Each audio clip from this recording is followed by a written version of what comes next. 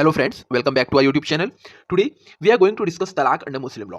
आज हम तलाक के कॉन्सेप्ट को डिटेल वे में समझेंगे और ये देखेंगे कि तलाक किसे कहते हैं, तलाक की डेफिनेशन क्या है, अलग अलग जुरिस्ट ने तलाक की क्या डेफिनेशन दी हुई है, साथ में उसके एसेंशियल एलिमेंट्स क्या है, तलाक कितने प्रकार के होते हैं और किन कंडीशंस में तलाक दिए जा सकते हैं। तो मैरिज, अगर मुस्लिम लॉ की बात करें तो मैरिज यानी निकाह को एक मोरल और सोशल इंस्टीट्यूशन के तौर पर हमेशा से एनकरेज किया जाता है, परंतु इस्लाम ये भी कहता है कि मैरिज यानी निकाह इनडिसॉल्युबल नहीं है।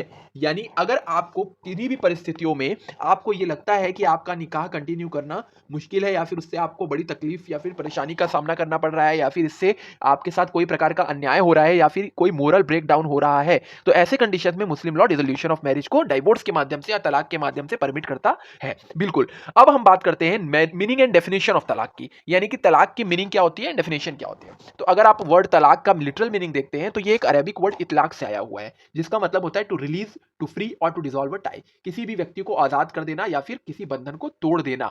लीगल मीनिंग की अगर आप बात करते हैं तो तलाक का मतलब होता है dissolution of marriage by the unilateral act of the husband in accordance with Muslim law. Muslim law के अकॉर्डिंग एक यूनिलैटरल एक्ट होता है, यानी कि एक हस्बैंड का एक्ट होता है जिस एक्ट के जरिए वो मैरिज को खत्म कर सकता है, निकाह को डिसॉल्व कर सकता है। अब हम अगर क्लासिकल डेफिनेशन की बात करें तो आमिर अली और तैयब जी की हम डेफिनेशन को डिस्कस करते हैं। आमिर अली का कहना था कि तलाक is release from the marriage tie immediately और eventually by the act of the husband. यानी आमिर अली के अकॉर्डिंग तलाक जो है वो एक निकाह के बंधन को से रिलीज करने का एक्ट होता है, जो कि या तो वो तुरंत कर सकता है कोई हस्बैंड, या तो अंत में अगर उसको लगता है कि हाँ अब मैरिज को या फिर निकाह को खत्म करने की आवश्यकता है तो वो कर सकता है। बेसिकली इन्होंने बताया है कि तलाक एक रिलीज करना होता है, यानी कि जो विवाह का गठबंधन होता है जिसको आप मैरिज टाई कहते हैं, निकाह का जो जोड़ होता है, निकाह होता है, उससे रिलीज करना, उसी को हम कहते हैं तलाक। ये हस्बैंड देता है। अब तैयब जी की बात अगर हम करें तो तैयब जी का कहना है कि तलाक is the husband's power to dissolve the marriage at his will. ये एक हस्बैंड का पावर होता है कि वो अपनी इच्छा के अनुसार मैरिज को कभी भी डिसॉल्व कर सकता है। तो ये दो डेफिनेशंस हमने क्लासिकल डेफिनेशंस में देखी।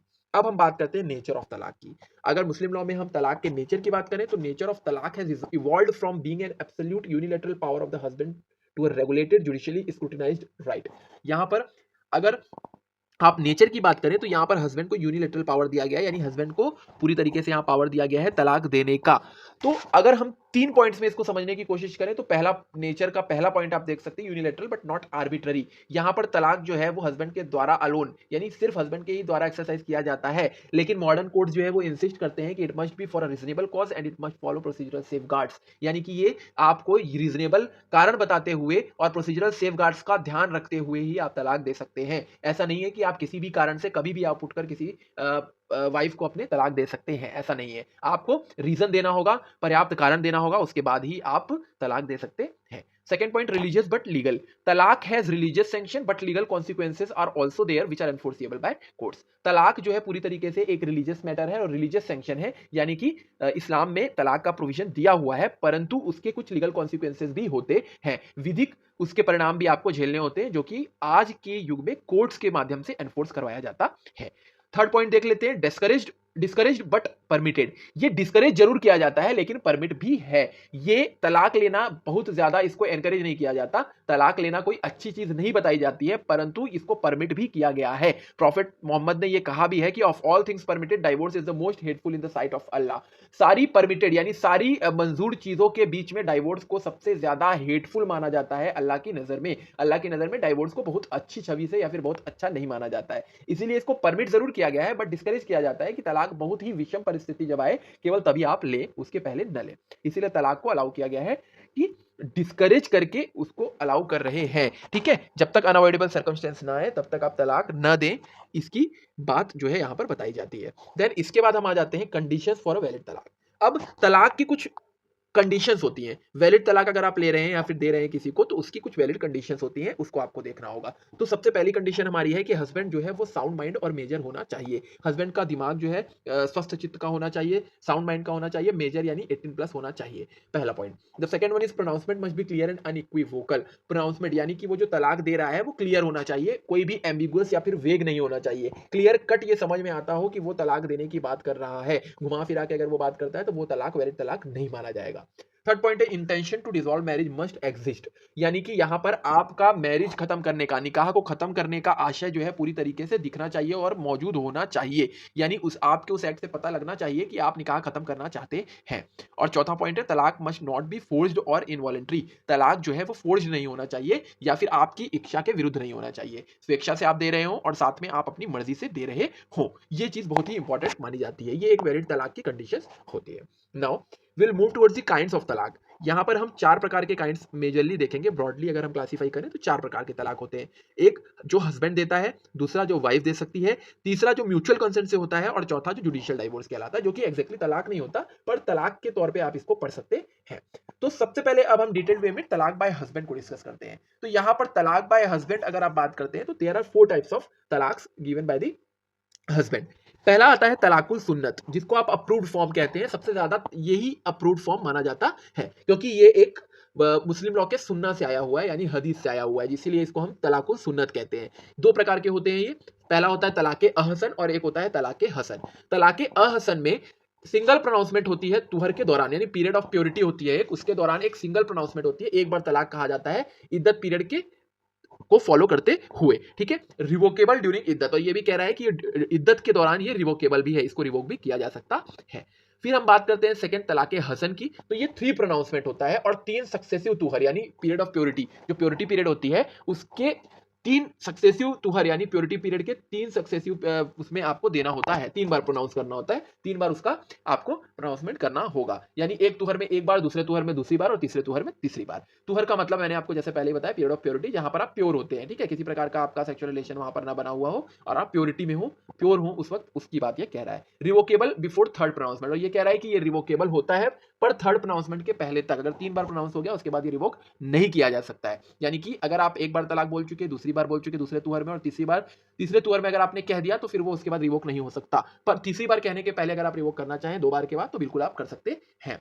दूसरा जो फॉर्म है दैट इज तलाकुल बिद्दत। तलाकुल बिद्दत को हम ट्रिपल तलाक या इंस्टेंट तलाक भी कहते हैं, जो कि अभी recently Muslim women protection of rights और ऑन मैरिज एक्ट 2019 में इसको इनवैलिड घोषित कर दिया गया, वॉइड घोषित कर दिया गया कह सकते हैं आप। तो यहां पर 3 प्रोनाउंसमेंट दी जाती है एक ही सिटिंग में, एक साथ तलाक तलाक तलाक कहकर यहां पर तलाक दे दिया जाता था, जो कि हमारे Muslim women protection of rights on marriage act 2019 में पूरी तरीके से वॉइड डिक्लेयर कर दिया गया। और इसको पहले ये इरिवोकेबल हुआ करता था, अगर 3 बार तलाक कह दिया गया तो वो तलाक हो जाता था, उसके बाद उसकी कोई गुंजाइश नहीं थी कि उस मैरिज यानी निकाह के रिलेशन को सस्टेन किया जा सके, इसीलिए इसको कॉन्स्टिट्यूशनल राइट्स का वायलेशन माना गया महिलाओं के, और उसको खत्म कर दिया गया 2019 में। फिर थर्ड फॉर्म जो है वो है ईला। ईला टाइप की जो तलाक होता है वो husband swears not to have sexual relation with wife for 4 months results in divorce after expiry. यहाँ हस्बैंड जो है वो अपने आप में एक स्वेयरिंग कर लेता है कि मैं अपनी वाइफ के साथ 4 महीने तक कम से कम जो है वो सेक्सुअल रिलेशन नहीं रखूंगा, और अगर वो 4 महीने तक सेक्सुअल रिलेशन नहीं रखता है तो ये मानकर चला जाता है कि उन 4 महीने के बीत जाने के बाद तलाक अपने आप हो जाएगा, क्योंकि उसने किसी प्रकार का सेक्सुअल रिलेशन नहीं रखा है। और इसका ऑब्जेक्ट ही मैरिज का जो है वो सेक्सुअल रिलेशन करना और प्रोजेनी डेवलप करना, यानी कि संतान उत्पत्ति करना है। तो सेक्सुअल रिलेशन चूंकि नहीं हो रहा है तो फिर ये मानकर चला जाएगा कि आप जो है यहां पर तलाक दे रहे हैं। फोर्थ पॉइंट है जिहार। चौथा तलाक जो है हस्बैंड के द्वारा दिए जाने वाला वो है जिहार। यहां पर हस्बैंड वाइफ को कंपेयर करता है प्रोहिबिटेड रिलेशंस के साथ, यानी कि माता के साथ कर ले या तो बहन के साथ कर ले, सगी बहन के साथ अगर वो कंपेयर करता है अपनी वाइफ को तो यहां पर वो उसके साथ फिर नहीं रह सकता है, ठीक है। यहां पर वो ऐसे में जुडिशियल डाइवोर्स ले सकता है। तो ये चीज हमने 4 प्रकार के तलाक जो हस्बैंड दे सकता है वो यहां पर हमने समझ लिया। अब हम देखते हैं तलाक बाय वाइफ। तो अगर आप वाइफ के द्वारा तलाक की बात करते हैं तो एक प्रकार का ही तलाक होता है जिसको हम तलाक तफवीज कहते हैं, जिसको आप डेलीगेटेड डाइवोर्स भी कहते हो। तो यहाँ पर हस्बैंड जो है तलाक देने की पावर को वाइफ को डेलीगेट कर देता है निकाहनामा या फिर अग्रीमेंट के द्वारा। जब शादी होगी तो शादी में जो निकाहनामा पढ़ा जाएगा उस निकाहनामा में एक शर्त जो है वो मेंशन कर दी जाती है, जो कि हस्बैंड उसमें ये लिख देता है, उसमें ये कंडीशन स्टिपुलेट कर देता है कि मैं अपना तलाक देने का पावर यानी अपना जो तलाक देने का अधिकार है वो अपनी वाइफ को ट्रांसफर करता हूं, डेलीगेट करता हूं बेसिकली। तो वो डेलीगेट जो है हो जाती है और इसी को ही हम तलाक तफवीज कहते हैं। और यहां पर विमेन जो है यानी वाइफ जो है वो तलाक दे सकती है। अब थर्ड टाइप ऑफ तलाक दैट इज तलाक बाय म्यूचुअल कंसेंट। आपसी सहमति से अगर तलाक की बात करें तो 2 प्रकार के तलाक हैं, पहला है खुला और दूसरा है मुबारक। खुला की बात करें तो divorce initiated by wife with husband's consent. ऐसा डाइवोर्स जो हस्बैंड की सहमति से वाइफ शुरू करती है, वाइफ देती है, ये usually in consideration of return of dower और मेहर। यानी कि मेजरली अगर देखा जाए, यूजुअली देखा जाए तो यहां पर हस्बैंड की कंसेंट से वाइफ इस तलाक को इनिशिएट करती है और वो अपने मेहर की रकम को वापस मांगती है इस तलाक के माध्यम से, और तलाक जो है वो मांग लेती है। फिर मुबारत की बात करें तो यहां पर कह रहा है कि divorce by mutual consent where both parties desire separation. ये म्यूचुअल कंसेंट से जो डाइवोर्स होता है उसकी बात कह रहा है मुबारत, और यहां पर दोनों ही पार्टी जो है सेपरेट होना चाहती हैं तो वो आपस में म्यूचुअल कंसेंट से डाइवोर्स ले लेती है। तो ये थर्ड टाइप ऑफ हमने डाइवोर्स देखा, यानी तलाक देखा। अब फोर्थ जो है वो जुडिशियल डाइवोर्स कहलाता है। जुडिशियल डाइवोर्स जो है वो आपका dissolution of Muslim marriage act 1939 के जरिए होता है। इसमें कुछ ग्राउंड्स होते हैं, जैसे कि पहला ग्राउंड है हस्बैंड अगर 4 साल से मिसिंग है, लापता है। दूसरा, अगर वो 2 साल तक मेंटेनेंस प्रोवाइड नहीं करता है अपनी बीवी को, अपनी पत्नी को, या फिर हस्बैंड अगर उसको इंप्रिजनमेंट हो जाती है 7 साल या 7 साल से ज्यादा की कैद हो जाती है, या फिर वो अपने मैरिटल ऑब्लिगेशन को 3 साल तक परफॉर्म नहीं करता है, अपने विवाह संबंधी अधिकार दायित्वों को का निर्वहन नहीं करता है तो, या फिर हस्बैंड इंपोर्टेंट हो जाता है, नपुंसक हो जाता है, या फिर संतान उत्पन्न कर पाने में असक्षम हो जाता है। Next point, insanity for 2 years और suffering from virulent venereal disease और लेप्रोसी, यानी कि वो 2 साल तक इंसेन हो जाता है या फिर किसी प्रकार की किसी लेप्रोसी यानी कोढ़ से जो है पीड़ित है, कोढ़ रोग से पीड़ित हो जाता है। या फिर ऑप्शन ऑफ प्यूबर्टी की बात कर रहा है कि प्यूबर्टी अटेंड करने के बाद, जिसको हम तैयारुल बुलूग कहते हैं, जो हम अपने नेक्स्ट वीडियो में इसका भी जिक्र हम एक डिटेल वीडियो में करेंगे। यानी अगर कोई महिला है जिसकी शादी प्यूबर्टी के पहले हो जाती है तो प्यूबर्टी अटेंड करने के बाद वो ऑप्शन उसके पास होता है कि वो चाहे तो मैरिज को डिसॉल्व करवा सकती है, ये बोल सकती है कि मेरे पास ऑप्शन है और मैं इसको खत्म करना चाहती हूँ। तो ये एक पॉइंट हो गया। देन नेक्स्ट हो जाता है क्रुएलिटी। अगर वो क्रुएलिटी करता है, अगर कोई हस्बैंड वाइफ के साथ क्रुएलिटी करता है तो एक ग्राउंड ये हो जाता है। तो इन 8 ग्राउंड्स जो हमने मेंशन किए हैं, इन ग्राउंड्स पे अगर कोई व्यक्ति चाहे तो वो तलाक ले सकता है dissolution of Muslim marriage act 1939 के अंडर में, ये जुडिशियल डाइवोर्स कहलाएगा। और इसी में second type of judicial divorce जो है वो लियन कहलाता है। लियन का मतलब होता है false charge of adultery by husband. अगर हस्बैंड अपनी वाइफ के खिलाफ एक फॉल्स चार्ज लगा देता है एडल्ट्री का, तो वाइफ यहां पर जुडिशियल डाइवोर्स ले सकती है। अगर वो बिना मतलब गलत इल्जाम लगाता है उसके ऊपर जार कर्म का या एडल्ट्री का कि वो दूसरे मर्द के साथ किसी प्रकार के सेक्सुअल रिलेशन में एंगेज्ड है, तो ऐसे कंडीशन में वाइफ जो है जुडिशियल डाइवोर्स ले सकती है। फिर third type of judicial divorce देखते हैं तो दैट इज फस्ख। वो फस्ख कहलाता है डिसोल्यूशन बाय काजी कोर्ट ऑन और recognized grounds under Islamic law. यानी यहां पर काजी या फिर कोर्ट जो है वो इस्लामिक लॉ के अंडर में जो ग्राउंड्स दिए गए हैं उनके तहत जो है डिसोल्यूशन करता है अगर मैरिज का, तो वो कहलाता है फस्क। तो हमने यहां पर 4 टाइप के तलाक डिटेल वे में देखे। पहला है तलाक बाय हस्बैंड, दूसरा तलाक बाय वाइफ, एंड थर्ड है तलाक bye mutual consent, and fourth है जुडिशियल डाइवोर्स। अब हम नेक्स्ट पॉइंट पे देखते हैं जुडिशियल कंट्रोल ओवर तलाक। अब यहां पर हम कुछ केस लॉज देखेंगे जिनमें तलाक के बारे में कुछ प्रोनाउंसमेंट कोर्ट ने की हुई है। पहला जो एक लैंडमार्क केस है वो हम देखते हैं Shayara Bano versus Union of India का, जो कि 2017 का केस है। इसमें मेजर जो इशू इन्वॉल्व हुआ था वो ये था कि कॉन्स्टिट्यूशनल वैलिडिटी ऑफ ट्रिपल तलाक की बात की गई थी। जैसा हमने ऊपर भी डिस्कस किया कि तलाकुल बिद्दत जो है वो ट्रिपल तलाक कहलाता है। तलाकुल बिद्दत एक ऐसा है जो ट्रेडिशन के जरिए आया था, it was not present in सुन्ना, यानी हदीस में वो पहले से प्रेजेंट नहीं था। ये एक ट्रेडिशन के फॉर्म में इसको डेवलप कर दिया गया, जो कि एसेंशियल नहीं माना गया था इस्लाम प्रैक्टिस के द्वारा, इसीलिए 2019 में उसको वॉइड डिक्लेयर कर दिया गया। तो यहां पर Shayara Bano versus Union of India के केस में कॉन्स्टिट्यूशनल वैलिडिटी ऑफ ट्रिपल तलाक की बात की गई थी, यही क्वेश्चन यहां पर उठा हुआ था। तो कोर्ट ने यह कहा कि ट्रिपल तलाक जो है वो अनकॉन्स्टिट्यूशनल है, क्योंकि ये आर्टिकल 14 और आर्टिकल 20 का वायलेशन करता है। एक औरत के आर्टिकल 14 यानी राइट टू इक्वलिटी और आर्टिकल 21 यानी right to life and personal liberty, जिसको आप डिग्निटी भी इंक्लूड करते हैं, उसका ये उल्लंघन करता है, वायलेशन करता है, और ये आर्बिट्ररी है और कुरान के सैंक्शन इसमें नहीं इन्वॉल्व है। जैसा मैंने आपको अभी बताया कि यहां पर ये ट्रेडिशन के माध्यम से आया था, ये कुरान के एसेंशियल प्रैक्टिस में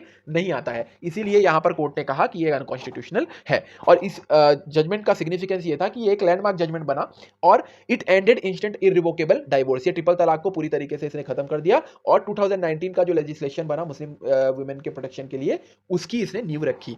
अब सेकंड केस अगर हम डिस्कस करें तो वो है शमीम आरा वर्सेस स्टेट ऑफ यूपी का। ये 2002 का केस है, ऑब्वियसली ये शायरा बानो के केस के पहले का केस है। इसमें इशू इन्वॉल्व था वैलिडिटी ऑफ तलाक विदाउट प्रूफ ऑफ प्रोनाउंसमेंट, यानी प्रोनाउंस हुआ है, इसका कोई प्रूफ नहीं है, ऐसे तलाक की वैलिडिटी क्या होगी, उसकी वैलिडिटी पर क्वेश्चन यहां पर उठा था। तो यहां पर कोर्ट ने कहा कि तलाक जो है वो प्रोनाउंस्ड और कम्युनिकेटेड होना चाहिए, यानी अगर आप बोल दिए हैं केवल तलाक और सामने वाली पार्टी जिसको आप तलाक दे रहे हैं उस तक वो बात पहुंची ही नहीं है। जैसा हमने कॉन्ट्रैक्ट में ऑलरेडी पढ़ा हुआ है कि कॉन्ट्रैक्ट में ये कहा जाता है कि जो भी चीज होती है वो कम्युनिकेट होनी बहुत आवश्यक होती है। तो अगर आप तलाक दे रहे हैं किसी व्यक्ति को और वो प्रोनाउंस और कम्युनिकेट नहीं हो रहा है, तो वो तलाक कभी भी वैलिड माना ही नहीं जाएगा, और वो रीजनेबल कॉज के चलते दिया जाना चाहिए। उसके लिए आपको उचित कारण बताना होगा कि आप तलाक क्यों दे रहे हैं, और साथ में preceded by attempts at reconciliation, यानी कि इसमें आपको रिकंसिलिएशन का एफर्ट भी डालना है, अटेम्प्ट भी करना है, यानी आपस में अपने संबंध को ठीक करने की कोशिश करना है और उसके बाद अगर नहीं होता तब आप तलाक दे सकते हैं। पर इन सारी चीज़ों के बिना अगर आप तलाक देना चाहें तो वो नहीं दे सकते हैं। यहाँ पर शमी मारा वर्सेस स्टेट ऑफ यूपी में ये हेल्ड किया गया था। उसके बाद इसका सिग्निफिकेंस ये हुआ कि जुडिशियली रेगुलेटेड तलाक यहाँ पर देखने को मिला। फिर यहाँ पर तलाक को जुडिशियली रेगुलेट किया जाने लगा और rejected casual and secret divorce है। सीक्रेट डाइवोर्स और कैजुअल डाइवोर्स जो दिया जा रहे थे उसको रिजेक्ट कर दिया गया और यहाँ पर महिलाओं के इंटरेस्ट को कई हद तक जो है प्रोटेक्ट किया गया। फिर उसके बाद थर्ड केस अगर हम देखें तो ये 2001 का केस है, ये Daniel Latifi versus Union of India का केस है। यहां पर इशू इन्वॉल्व था कि validity of Muslim women protection of rights on divorce act 1986, यानी जो Muslim women protection of rights on divorce act 1986 था उसकी वैलिडिटी यहां पर क्वेश्चन उस पर उठाया गया। तो यहां पर कोर्ट ने यह कहा कि husband must make reasonable and fair provision for wife. यहां पर हस्बैंड को जो है रीजनेबल और फेयर प्रोविजन बनाना होगा वाइफ के लिए, यानी वो बिना किसी कारण के, बिना किसी तकलीफ के औरत को डायरेक्ट जो है डाइवोर्स दे दे या तलाक दे दे, इस चीज को जो है यहाँ पर डिस्करेज किया गया और ये कहा गया कि उसको रीजनेबल और फेयर प्रोविजन वाइफ को भी देना होगा हस्बैंड को। और प्रोविजन एक्सटेंड्स बियॉन्ड इद्दत पीरियड के बियॉन्ड भी जो है ये प्रोविजन एक्सटेंड होगा। और यहाँ पर इसका सिग्निफिकेंस ये हुआ कि इसने डाइवोर्स जो है, जो मुस्लिम वुमेन का राइट होता है डाइवोर्स का, उसको इन्होंने स्ट्रेंथन किया।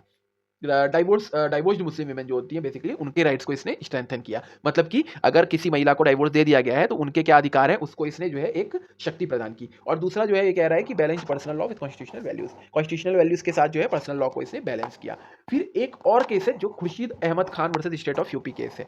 तो इस केस में जो validity of talaq given without wife's knowledge, यानी अगर वाइफ की नॉलेज के बिना कोई तलाक दिया जाता है तो उसकी क्या वैलिडिटी है, ये प्रश्न Khurshid Ahmad Khan versus state of UP के केस में उठा। तो कोर्ट ने यहाँ कहा कि तलाक जो है कम्युनिकेट किया जाना चाहिए, जैसा कि शमी मारा के केस में भी हमने देखा कि तलाक जो है वो कम्युनिकेट किया जाना चाहिए, it must be communicated and wife का नॉलेज यहाँ पर बहुत ही एसेंशियल माना गया। यानी कि अगर हस्बैंड तलाक दे रहा है तो वाइफ को चूंकि दे रहा है तो वाइफ को उसकी नॉलेज पूरी तरीके से होनी चाहिए और वो तलाक उसको कम्युनिकेट किया गया होना चाहिए। अगर नहीं किया गया है तो वो तलाक वैलिड तलाक माना ही नहीं जा सकता है। और इसका सिग्निफिकेंस यानी इसकी इंपॉर्टेंस ये हुई कि इट प्रिवेंटेड द सीक्रेट डाइवोर्सेज, इसने सीक्रेट डाइवोर्स को प्रिवेंट किया। और ये इसके केस के आने के बाद इसकी और से शमी मारा, इन दोनों में लगभग एक ही जैसी बातें कही गई और इनके आने के बाद हुआ ये कि सीक्रेट डाइवोर्सेज से जो है महिलाओं को एक संरक्षण प्रदान किया गया और साथ में उनकी डिग्निटी को प्रोटेक्ट किया जाने लगा और फेयरनेस का प्रोविजन जो है थोड़ा अच्छी तरीके से एनफोर्स किया जाने लगा। तो ओवरऑल अगर हम देखें तो तलाक का अगर हम टॉपिक को कंक्लूड करना चाहें तो तलाक मुस्लिम लॉ में जो है उसमें बहुत सारे सिग्निफिकेंट ट्रांसफॉर्मेशन जो है समय समय के साथ किए जाने लगे। और यहाँ पर पूरी तरीके से पहले मेल को प्रिविलेज दिया गया था कि वो तलाक दे सकता है, पर कुछ प्रोविजंस जो है नए लाए गए और अभी जो लीगल चेंजेस और रिफॉर्म्स आए उसमें महिलाओं के हितों को जो है ध्यान में रखते हुए प्रोविजन बनाए गए। और 2019 का जो एक्ट है उसमें महिलाओं के हितों को ध्यान में रखते हुए उसको स्ट्रेंथन किया गया, उनके राइट्स को, तलाक दी गई महिलाओं के राइट्स को। और यहाँ पर ट्रिपल तलाक के प्रोविजन को पूरी तरीके से खत्म कर दिया गया, ये कहते हुए कि ये इस्लाम के एसेंशियल प्रैक्टिस में लॉ नहीं है, इसका कुरानिक सैंक्शन इस पर कोई नहीं है, इसलिए ये कॉन्स्टिट्यूशनली इनवैलिड है और इसको हम खत्म करते हैं, ऐसा कोर्ट ने कहा। और एक 2019 का एक्ट बना जो कि एक बहुत ही स्ट्रॉन्ग एक्ट बना डाइवोर्स्ड मुस्लिम वुमेन के प्रोटेक्शन के लिए। तो यहाँ पर हमने आज तलाक के कॉन्सेप्ट को पूरी डिटेल वे में समझा। So, here that brings us to the end of today's discussion on the concept of talaq under Muslim law. I hope you found this video informative and helpful. If you liked the content, please do like, share, and comment your views. Don't forget to subscribe to the channel for more such legal insights. Thank you for watching our channel.